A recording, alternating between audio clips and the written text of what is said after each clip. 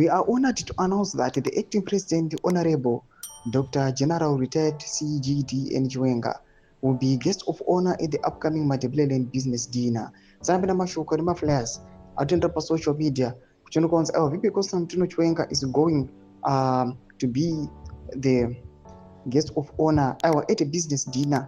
It is scheduled our Madebleland. Pangwa in the move which has been criticized by the people. Kuchonokons VP Constantino Chiwenga is going to lead a league our Zviganandas zoga vanhu parunyasa kumbokalkuleta kuti what is the motive pamusoro pe this business dinner. Do subscribe or like or on the bell. Muri kuona in the video, this is the flyer ramuri kuona kanzi Madebleland business dinner, and then as guest of honor Honorable Dr.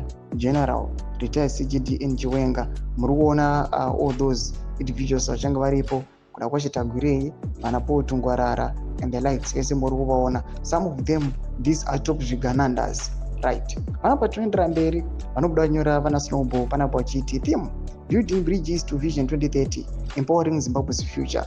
This prestigious event is dedicated to empowering young people and fostering their active involvement in the business world as we journey toward a prosperous and inclusive Zimbabwe. Don't miss this opportunity to connect, learn and grow.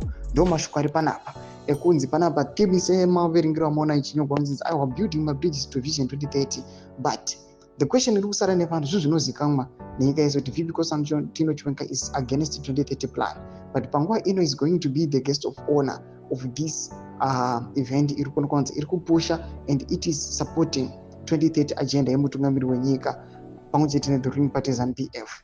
Panapa people they are not so sure. This is just a developing story ichangopinda. Satanyaswana kuti critics, even people from the ruling party, what are they going to say about this event? Ichange scheduled for the 25th of July this month. Mashoko ari kubuda panguva ino ari kunyatsokuonekwa kunzi we do not know kuti this is a calculated event yekuda kutesta waters kuna VP Constantino Chiwenga kuti what is he going to do, we never know, but ndo mamiriro azvakaita muri Zimbabwe. Saka panapa tisina kusti nguva ndopano kuti ibovina mukome section medu mboto dzamafunguro ako unoti kudi pamusoro pechitiko ichi.